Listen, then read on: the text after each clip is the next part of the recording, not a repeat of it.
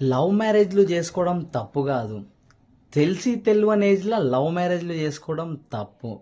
At the same time లైఫ్లో settled కాకుండా, ఆవేశపడి, ఆలోచన లేకుండా, ముందు జాగ్రత్త లేకుండా,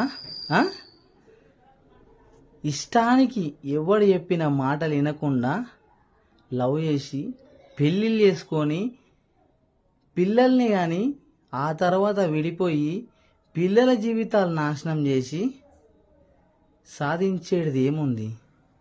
ఒక్క క్షణం ఆలోచించండి. ఎవరో చేసిన తప్పుకి ఎవరో బలైనట్టు ఇష్టానికి పెళ్ళిళ్ళు చేసుకొని పిల్లల్ని కానీ